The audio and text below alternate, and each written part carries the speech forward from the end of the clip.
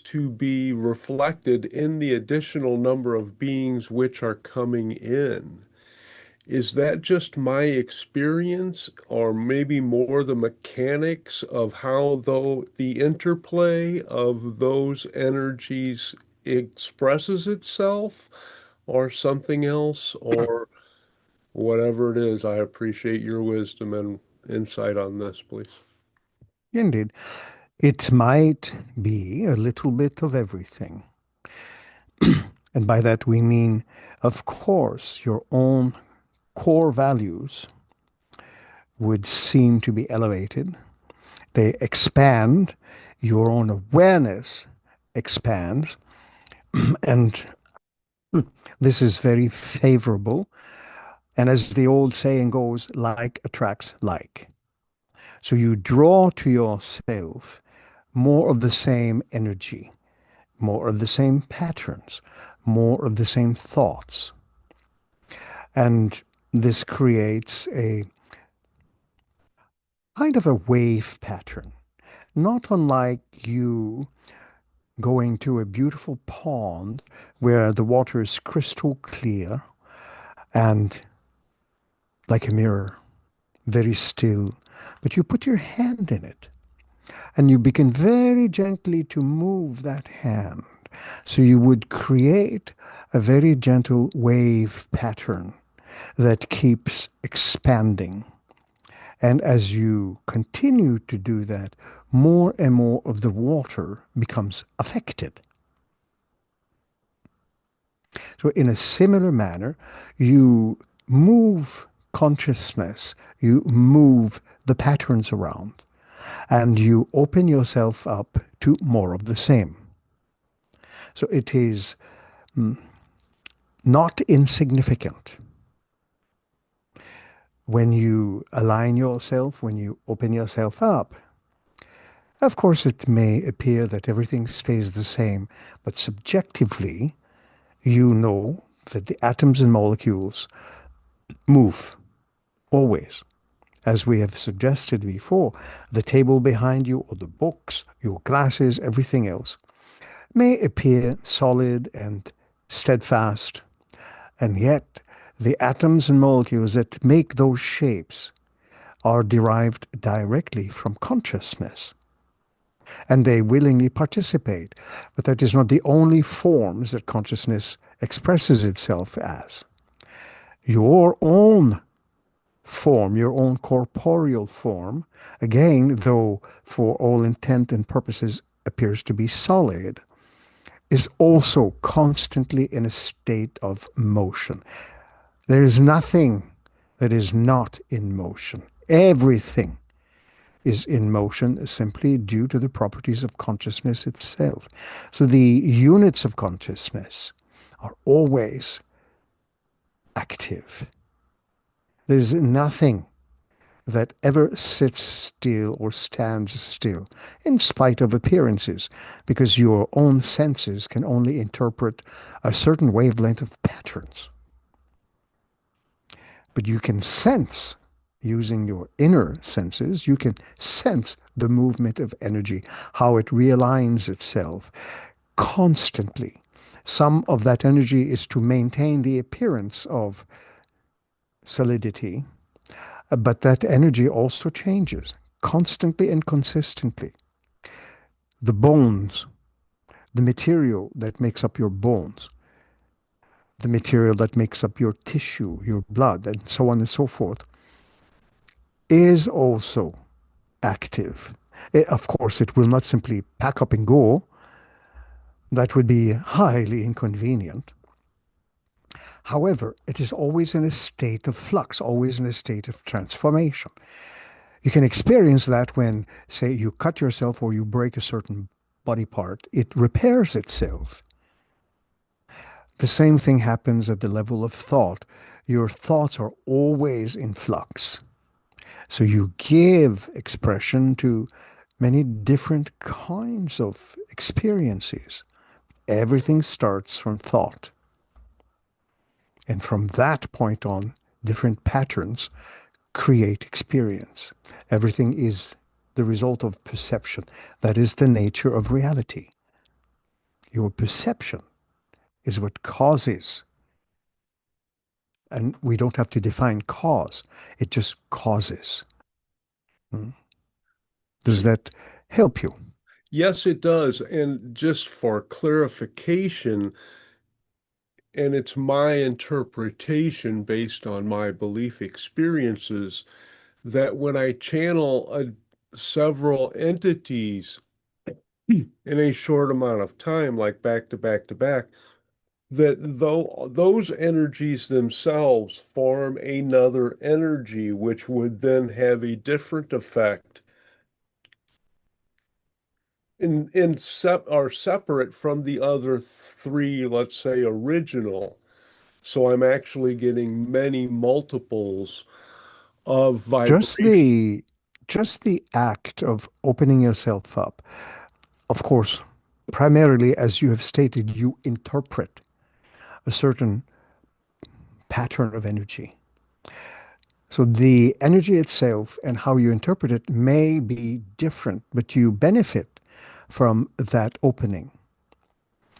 And since you can access several others, and might we say, you ain't done yet. Since you have access to the process, then it becomes more familiar for you. You can adapt more readily, and that is a very important point. Adaptability, flexibility of consciousness. Someone who is too rigid mentally and psychologically may have a great deal of difficulty comprehending because they are too fixed in their particular idea, their cemented ego, so to speak. So it needs to be broken down. And that may be difficult for them to let go of the concept. And another important point is everything is conceptual, even what you do, even the energies that function and interact with you are conceptual because it is rearranged in a fashion that is suitable for your plane of existence, for your personality, and for those others who are the recipient of the words or energy itself. So everything is a beautiful concept. Even you are but a concept of yourself. So is everyone else. Does that make sense? Yes, it does. And I had another part to my question about it. Seems that as I go through and channel these beings, it made me reflect on momentum, how it's expressed in our reality, since it doesn't exist in any ways as we interpret it in our physical reality. Correct. Correct. But I was wondering uh, how that is in a more true form, I would say. Mm. Is it just another form of energy, which we interpret as momentum, like somebody would anyway? There is a particular point to be made here.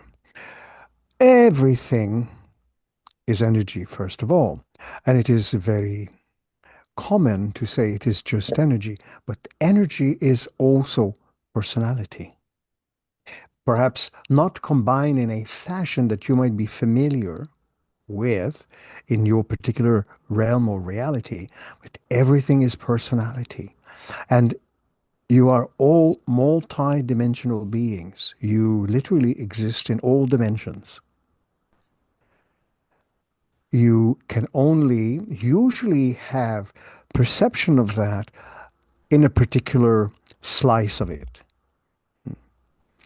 It would be literally impossible to accommodate or perceive all or the entire spectrum of consciousness because it constantly changes and it evolves moment to moment. But you do capture some snapshots, psychological and emotional snapshots, and you integrate that into your own perception, into your own interpretations. And this particular process has been literally built in. It is innate to human beings since the earliest of times when human beings became human beings. And we're not talking human being from monkey and vice versa. Human beings have always been human beings, though you may have genetic cousins in other forms, that you are always human beings. So that capacity, that ability has always been innate to flex your consciousness. Some of the earliest evidences of that are those who practiced shamanistic experiences and journeys. And when they painted cave walls, sometimes with some so-called futuristic beings, they were actually peering into the future, into their far-flung future, which enticed them in their past to create and move towards that particular future. So it is an open-ended loop. It is not closed at all, never has been, never will be. Even today, you have experiences where perhaps someone dreams of a remote ancestral time, perhaps of people living in caves, quote unquote, but you are actually in touch with your own earlier manifestations as a species, and that encourages them to shoot for the stars, to shoot for the future. So you lay the foundation from the future towards the past. It is not necessarily the past that actually impresses your species. It is the future. Does that make sense to you? Absolutely. So in your example, it would, when they do the cave paintings, so to speak, in their mind, they have the idea that I'm doing this to have a future prolific hunt. I'm not doing this to capture what I'm seeing now. I am doing this to ensure the survival of my tribe in some ways. And that Indeed. could be their future self sending back and say, hey, if you do this, this is going to start the manifestation process of getting everybody to buy in this and energetically creating this, and the animals will appear. Indeed. And from their point of view, they are only able to interpret the communication, the information in the context of where they are and what time frame they are in. However, the impression is still strong enough. They may paint what looks like a futuristic sky being, which might indeed be one of you. They don't have any other kind of reference. This is, in some ways, how the concept of sky beings and supernatural beings comes about. Eventually, you evolve out of that so that you understand that the true source of power is not a being outside of you, but yourselves. My apologies to everyone else for taking so much time. And Kris, thank you so much for giving me so much of your non-time and our time. Appreciate it. Indeed, there's always a pleasure, and someone will make you pay somewhere along the lines. Christiana, please. Thank you. Hello. Indeed. It's wonderful to have you among us again. We love your energy. I have two quick questions. First one is, how are you? We are always fine. Very good to hear. Louis mentioned earlier like a council of seven, and it's funny because some time ago, I had this mental image of us sitting around the table and having a good, jolly time. And we said, oh, let's go incarnate on Earth. It will be such a laugh. So, Indeed, and you didn't read the fine print, did you? yeah, no. So, In spite of the challenges, this is why you come to this plane of existence, because the specific challenges that show up in your life are there to help you recognize some of your own limitations and break free from them. And all the limitations are entirely mental and psychological.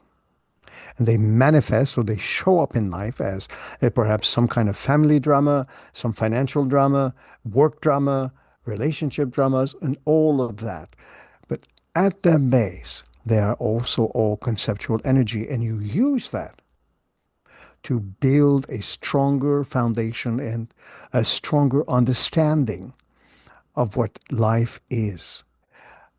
There are many, many people who toy with the idea that if they do this meditation and they do this process and that process, all of life will become rosy and beautiful, and they may not understand why they still have a challenge, because the challenge is the way through a better, healthier mental state. The challenge is the way through, not to be avoided, but to be explored and to find out where you put your limitations so that you can leave your limitations by the roadside and continue the journey. Imagine for a moment you are wanting to go trek or hike in the hills and the mountains, but you have a 50-pound bag of stuff on your back. The best thing would be to look in the bag and see what you can leave here and there, so that ultimately you don't have to carry that weight. You just keep hiking and going on your adventures.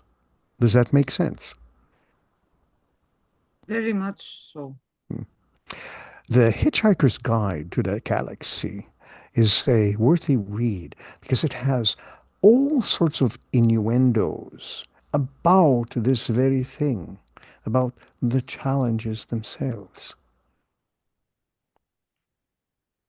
And no, the answer to the universe is not 42 or whatever it is, but it at least gives you an idea that the universe is there for you because you create it.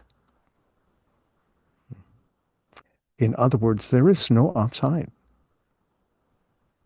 There is only inside. That is why it is important to recognize that a challenge is not there to deny you life, but actually to open the doors to a greater understanding. Do you follow? Yes. And does that assist you? Yes. Indeed. But so you would agree that we have all like existed as a kind of a group prior to incarnating? All of you. Just imagine, say, you know how in Germany they have Oktoberfest. Yes. Everybody gathers into little groups and goes to pubs and pubs and pubs. You do the same thing as a species. You come together, you set out a particular plan of action, but you leave it open. It is never locked in, but you want to explore, and what you discover along the exploration, you share and you grow from it. So you all do that. Perhaps another example are groups of tourists who get on a bus together and go touristing. So you all travel together and you do the same thing as souls. You decide, let's go to that particular plane of existence. Let's see what kind of trouble and mess we can have. And let's see how we can overcome. So it is always, if you keep that in mind, it is always an opportunity for growth, not an opportunity to diminish yourselves, but to enhance yourselves. And yes, you do. And you will not stop. You will go to other planes of existence once you understand the mechanics.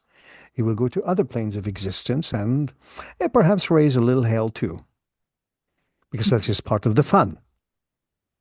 There is no such a thing as those long spiritual faces of seriousness. Most beings eschew that kind of mentality fairly early on, because joy and fun truly is at the core of existence. You don't wear kid gloves. Does that make sense? Yes, thank you. So go ahead and make a mess of life and have fun. Yes, thank you. I think it's inevitable in my case to make a bit of a mess, but it's okay. Just don't cry over spilled milk. But do mop it off the floor. Right. Indeed, we thank you for your consideration. Jennifer, please. Hello, Kris. Thank you for bringing these messages today. Indeed. Um, my question is, when we have to encounter, other humans in our daily lives as we do, and we encounter a lot that are very caught up in the drama and fear of the world, what is the best way to uh, advise them when they ask, especially if If you they know, ask. yes, if they ask, Indeed, when, otherwise they might feel it is an infringement. So right, if they ask, sometimes it isn't necessarily about showing them how wrong they might be in their thinking or how right you are, but about a little bit of compassion, listening, understanding, and embracing their journey. Even traveling a little bit with them, even a few steps, can sometimes have a powerful impact. It lets them know that perhaps they are not the victims of life that they think they are, but instead can do something about their situation and something very positive. Does that make sense? It is extremely simple. It doesn't have to be complex or complicated, but it lets them know that they too are a cherished human being, and let them know that. yes, I if if my positivity, because this happens, is triggering to them, that's where I get stuck. Hmm. Sometimes, and we don't mean to tone down the positivity, but reframe it in another way, something that is creative, that comes from the depth of your own heart, and that just lets them know that somehow or other they have a friend in you, and that if they need to talk more, by all means, you are all ears, but you would have to take the headphones off. Just that little thing can let them reflect on their situation. It is possible, if they want to listen more, perhaps offering a few tidbits of advice, never ever in a condescending manner, but always in a manner that says, I have been through something like this as well. I know what it's like to be in your shoes. And if you need a shoulder to lean on, by all means, feel free and let them be. It may take a little while for them to transform their situation, but when they do, they may remember the kindness you showed them.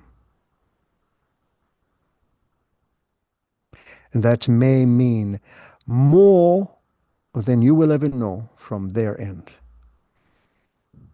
And sometimes that is the best assistance. You don't need to know. For example, there are many influencers, quote unquote, who love to videotape how they are assisting others as a show of kindness.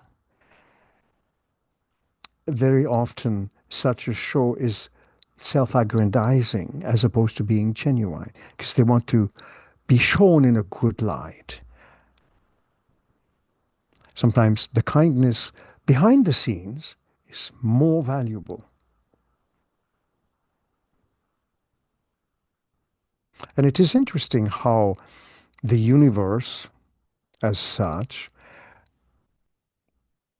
mm, returns the joy.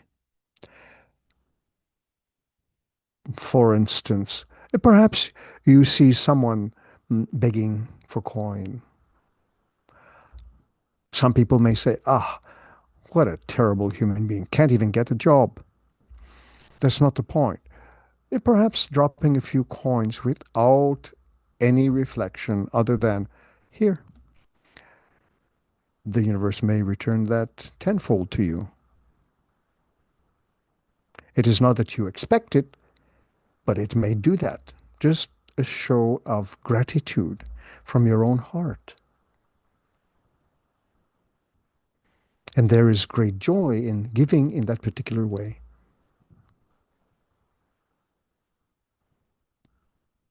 Does that make sense to you? Yes, thank you so much. Anything else you would like to ask? No, thank you. Ray took up some time. Now it is yours. No, I'm good. Thank you. Indeed. We thank you for your consideration. So, hi, Kris. Indeed. There's a couple of things that I have to put forth here. At the beginning, we talked about the Council of Seven, because there's seven of us. And, right now, there's actually nine, counting Serge. So we're at the Council of Nine right now. We got Will and Dave and Wendy. So that made the original group kind of grow. But it occurred to me that a metaphor that I can come up with is the metaphor of a Zoom multidimensional meeting of energetic entities assembling at any specific moment, and the channeler of whatever, taps into it and registers Council of Nine, Council of Seven, Council of 12. Kris, can you take that and expand the possibility of that?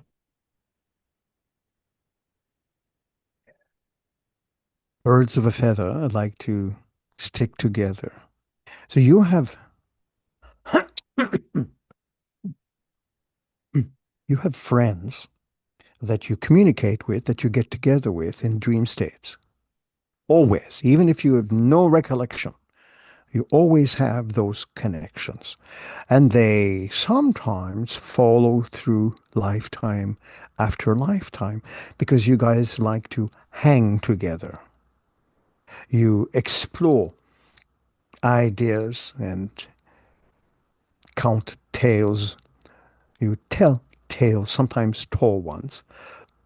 You find ways to describe how you may best use your different incarnations, regardless of the historical period in context. And some of these friends may appear in physical expression. Some of them never do, but always operate in the dream time, in the dream scene. Some of them may actually also do what you do. Some of them may also have energy exchanges and share that with you at those levels. So whether it is a council of 3, 5, 7, 9, 12, or 1,000, you always bring to you those particular souls that can best bring healing, bring comfort and companionship. Even if you never meet them physically, you connect with them non-physically as well. So sometimes in a group like this, you have people you connect with at the dream state, and some not. What is important is the realization that some of these beings, and there are several of them in the group, have communicated with others in the group. So you are not unknown to each other, even if you think you have met for the very first time. You all cooperate, perhaps in a manner similar to a group of friends who go to bridge night to share in the fun of life. It doesn't need to have a great, deep metaphysical exploration, but one that just says we are all of the same energy. We all share in this great adventure that is called life. Life physically or life non-physically, it is all part of a beautiful process. Does that make some sense? Makes a lot of sense, Kris. Kris, I have another. Again, Yeah, go ahead. again to use the analogy of tourists all going on one particular bus. The tourists may have never met before in physical life, yet they all know each other because they have made the arrangements at that particular dream level, a particular state or layer of dream time to come together and connect in that particular way. So you all do that. And it is surprising that one group of humans may pretend that another group of humans is beneath them or not desired. And yet you all cooperate in dream time, even for those kinds of situations, because you need to work your issues out. And some of them are difficult, at least from your point of view. And please feel free to continue. Thank you. That's a beautiful, beautiful perspective. I want to ask a question that goes in the direction of energy and the fields of everything that we call material.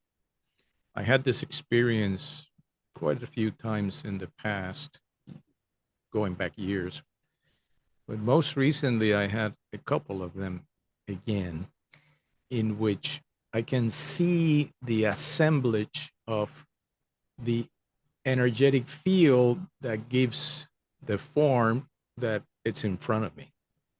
Indeed. It's a vibration, kind of feel that, and I see that. And of course, it's a matter of second, two, or whatever. Because as soon as I try to fix my sight a little on it, it will disappear. Yes, you have peripheral vision, correct? Yes. Hmm. Yes. So that is the physical expression of it, but there is psychological peripheral vision where you can sense the energy, as you call it, the wave form patterns assembling and reassembling themselves. And for instance, everything in your room right now means something to you. You have organized those waveform patterns to express the meaningfulness they have for you. But in actuality, everything there is just an arrangement of atoms and molecules, electrons and protons, not necessarily morons. They are in another field altogether. That was meant as a joke. But the point is that everything that you perceive is just that, a perception. It doesn't exist in the way you sense it, but it exists in another way, in another presentation. So you may sense, for example, a very big energy, say that could easily be translated as a very big, even gigantic being. That is your interpretation. That is the arrangement of molecules that give off a particular energy, and you interpret it that way because it is suitable for you. And it may represent a large intellectual type of field of knowledge that you tap into. But in reality, it isn't gigantic. It just is. Does that make sense? Makes a lot of sense. I've had lots of experiences with dragonflies and wasps and other small things Hmm. that I have felt as Small is in I the have eye felt of as the immense, beholder. immense Indeed. energies. Yeah, Hmm. it's indeed. It makes a lot of sense. Thank you, Kris. Uh, Ray. Kris, once again, I'm in your good graces, and I really appreciate all of these people not coming up with questions so I can monopolize a little bit more of your time and non-time. I am curious about the inner earth beings. I did a mushroom ceremony which allowed more beings to come into my experience and expand my field of information that I can tap into. That's my belief, and that's the way it was explained to me, which I accepted.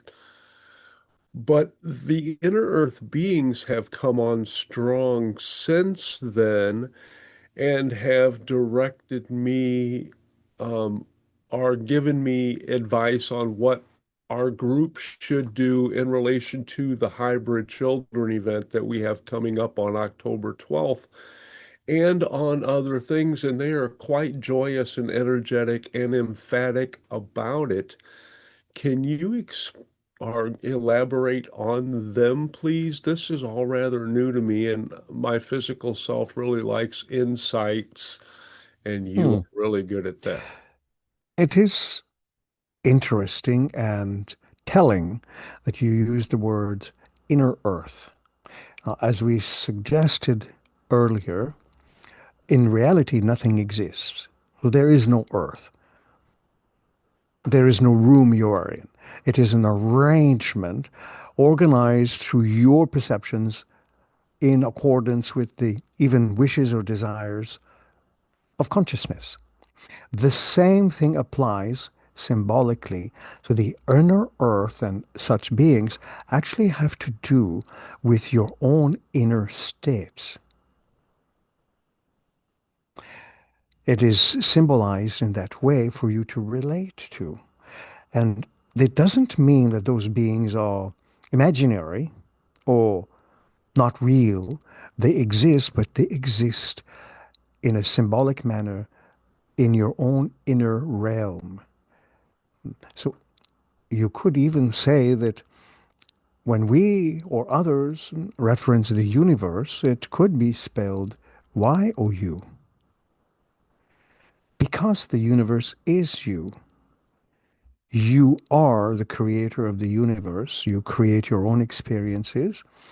And therefore, you have, especially you, a particular affinity to fine tune the instrument of your perceptions, just like a master guitarist will fine tune the strings on the guitar to give it the best possible sound, and not just sound, but harmonics.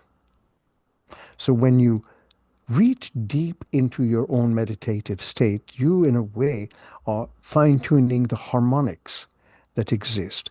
And if that expresses itself as inner earth beings or hybrid children, they're all valid, but they also exist within your own consciousness. And because consciousness overlaps, then whether it is Lewis or anyone else, you all have those fields of resonance that you share, much like throwing not just one stone in the water, but several stones. All the concentric rings intersect and interact with each other, creating different kinds of rings. Does that make sense to you? Absolutely, and I really appreciate the examples that you use. Indeed. And again, it doesn't mean it's not real, but it allows you to tap into yet a greater level of perspective. And it also seems to be an efficient way of providing new information on the belief structures which have been ingrained in me since we were little about Indeed. our great illusion that our Earth is actually real. Hmm. But To the senses, it is, and it has to be real as a provider of experience. But to the Oh, inner senses, to the self is real. Everything else is illusion in that way. But it doesn't mean it doesn't exist. That is often a misconception. thank you. And that um, I will ask another question as soon as Jennifer asks her very important question. Indeed. Jennifer. Hello again. Um, I am in contact with some beings from Andromeda. I channel one of them, and they speak a lot about how everything is remembrance. And I was just wondering if is it possible, or could you speak on or expand on the idea of remembering the future, or is it Hmm. only a past Very, version of very us? good question. Perhaps worthy of a deeper response. As we suggested earlier concerning cave paintings, ancient human cave paintings, in a way, these early humans found a way to remember the future and drew as best as they could those beings that may appear as distorted humans because they had to put it in the context that they knew, but they knew enough, but they remembered the future. So time is not linear. And that is the whole point. Time doesn't exist from past to present to future. Time is. And it is because you give it as a species, you give it consequence. But in the reality, there is a direct flow always from the moment, which is now. And the only thing that exists in the now is not even what your senses perceive. The only thing that exists in the now is you. You exist. You give meaning to everything. And the idea that one can remember the future is not that far-fetched when you consider that time is not linear. So you could easily think of a new past, a new ancient history, or remember a far-flung future that in normal terms might be considered thousands of years into the future. You could remember that. You just have to tweak the frequencies. For instance, if you have a radio receiver, hmm, or you could even use a browser for that matter, you have to give it something to tune into.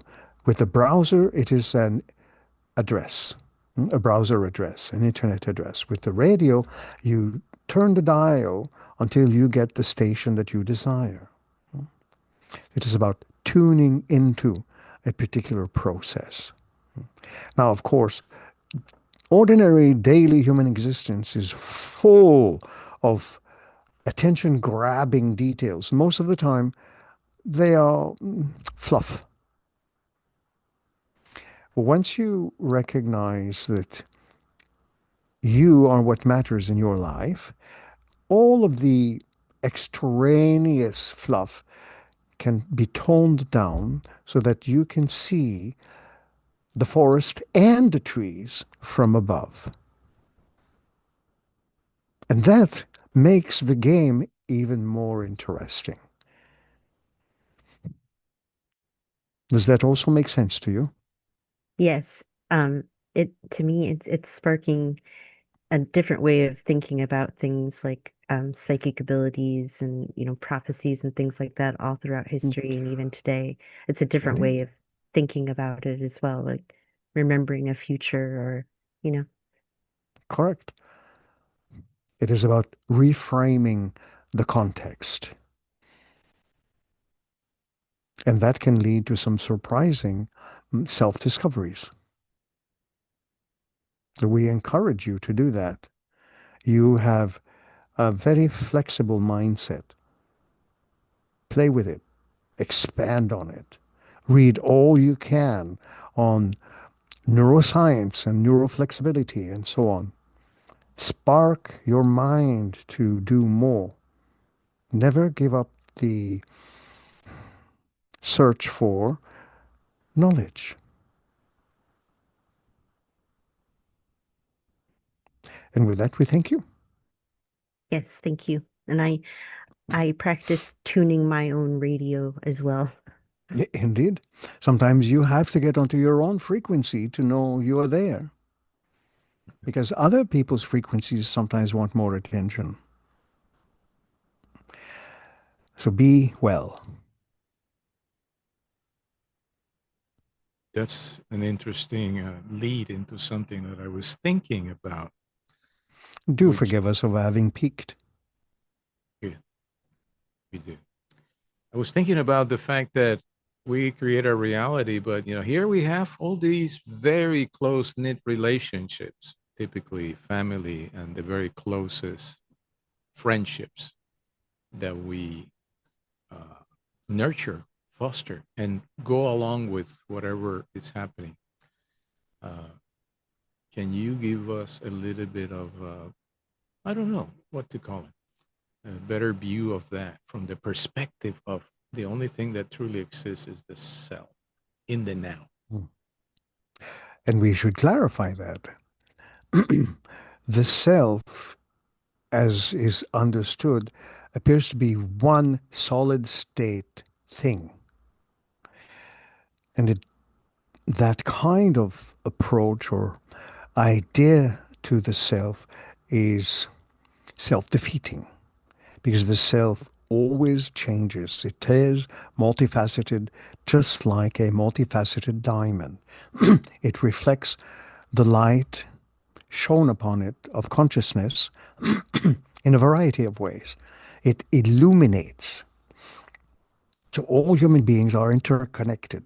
In fact, neuroscience can demonstrate that human beings produce a low-level electrical voltage that connects you to every other thing in the perceivable universe. The reason being, they may not yet understand that, but the reason being that your perceivable universe is created by you. So all the forms or personalities that you create are tied to you. They don't exist in a vacuum. They exist in a living, energetic construct. And it is psychological in nature, first and foremost. And from that, everything seems to flow and create the observable universe. Even though at its core, the observable universe is a direct byproduct of your perception. And that is what makes it so interesting, because everyone else also creates their own universe and your different versions overlap. So you have a real party on your hands.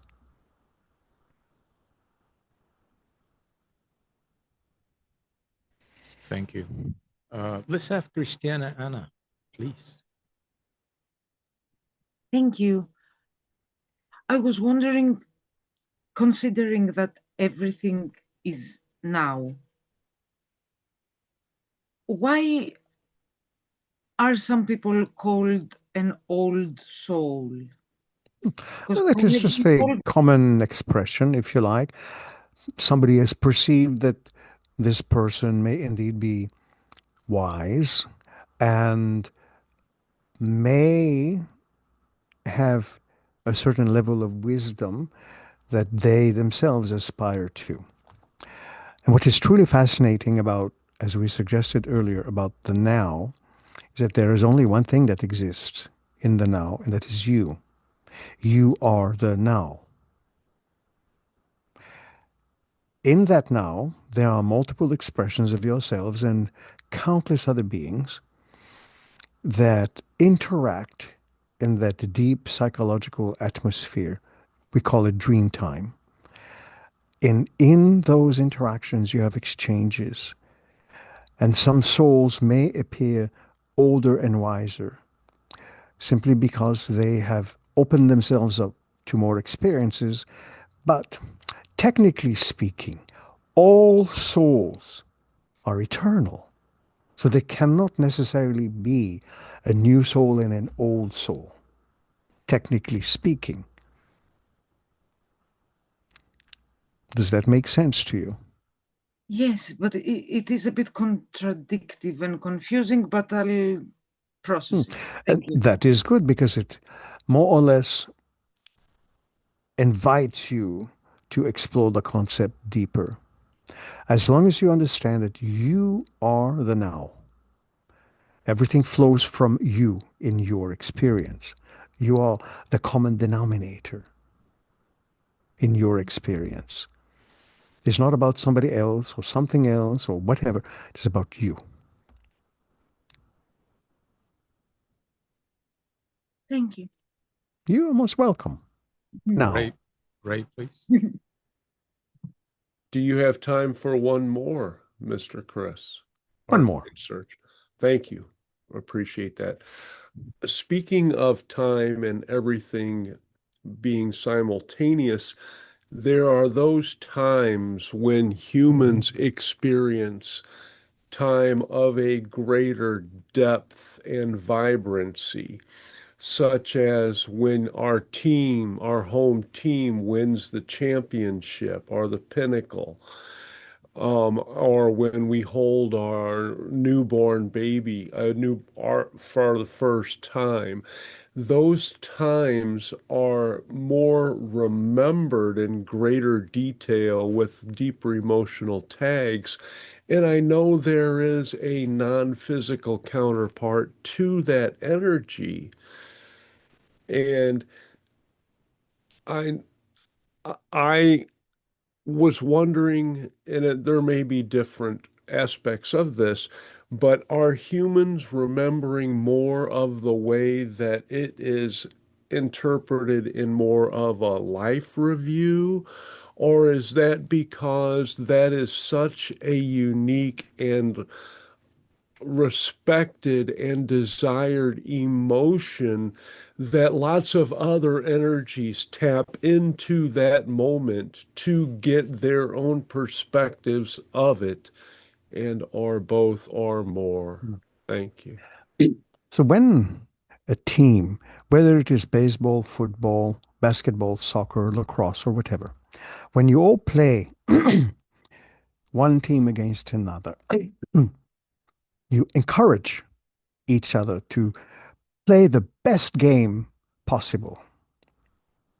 And you share the enthusiasm. You encourage each other to literally kick ass.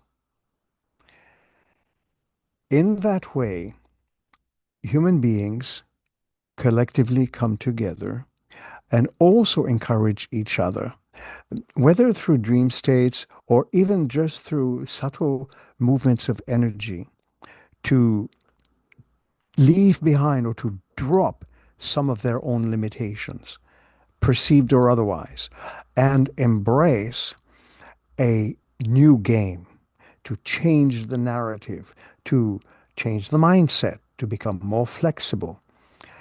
In those bursts of awakening, other people may notice some change occurring.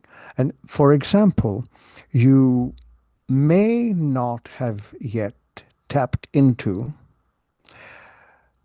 some, because we spoke of ancient shamanistic individuals in passing earlier on.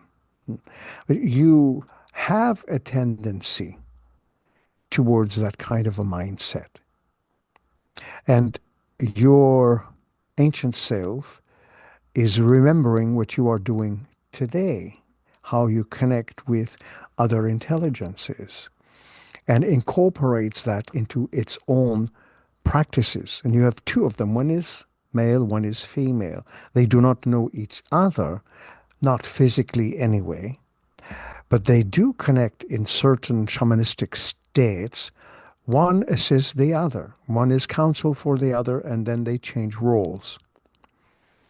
And this is sometimes reflected when you hear or become aware of a soft whisper, a gentle breeze of energy that makes itself known to you, sometimes extremely subtly, but enough to catch your attention. Does that make sense to you? Very much so, and that is very exciting as well. So, and just as a follow-up on my clarification, I would imagine that, as you alluded to, that those moments can be a great reset, an opportunity for a reset of the Yes. personality because they open up a wider range of perceptions to choose from because of that deep and emotional state is one of the tools in locking those from our reality. Hmm. Sometimes vast groups of individuals coordinate together for a collective reset. So it might include some kind of cataclysm Mm. or not. But the individuals will work together to shift to another plane of existence, sometimes collectively, through a cataclysm or something similar, and just pursue a different path, leaving behind old limitations and exploring new adventures. And this is something that humanity has done repeatedly Mm. since there was a humanity to be human about, in so many words. But always you find opportunities to change the paradigms within which you have your being. And you do that never alone, always in a deep connection. A collective reset is far more interesting than an individual lonely reset, so to speak. Excellent. And otherwise, the Cubs would have never won a World Series, and the Blues would have never won a Stanley Cup.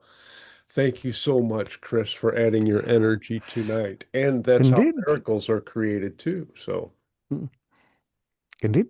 Consider that each and every one of you is a standing miracle and watch it unfold. And with that, we thank you for your lovely consideration and kindness. Thank you, Kris.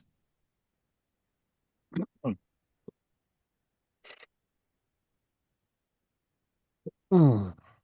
Serge, I think he's getting funnier. I don't know. Maybe it's just my expectations are tipping the scale, but he's getting in more humor per session, I believe. And thank you for Eh, he's quite the card. Yeah, I that. think He is. yeah, I think it's been funny in my experience from the beginning that I experienced, Kris. And you did get into a very good framework for what is happening collectively to this world as we look upon it. Yeah. Mm. uh, so economic crisis would be a kind of event, and many other kind of crises. Just as in a personal basis, health tends to be very important crisis. And Serge, not that I didn't get more than my share of questions, but I have one for you personally because I learned a new concept today in our monthly Seth meeting that someone outside of Earth who thinks in the ways which are available in the Earth dimension, that dimension itself is considered one-dimensional because that one dimension encompasses all of the attributes and senses that are associated with that realm.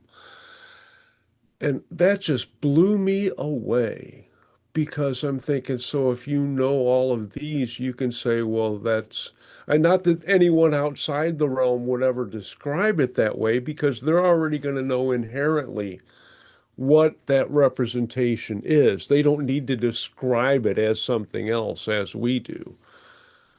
But Mm. is that your interpretation? Have you I've considered never that? given it thought. And that's an Uncle Seth thing. So I that was the another question. I Hmm. opted not to go for that one. But And it is an interesting food for thought, for sure.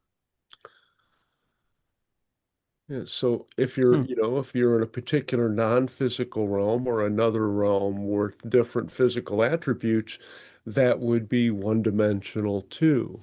But that description would include, it would be all-encompassing. You step Hmm. inside that door and everything inside that room would be that one door. Hmm. It's that one room, but it might have billions of energies and beings within it. Isn't that a Hmm. description for what each individual is in reality? Yeah. You know, it's a portal to that which you can call Hmm. its own dimension, you know, in that sense that you Yep. have put it forth. Cool. You know, I Now, had I've had that notion come to me many times, you know. That's what Bruce Lipton says, right?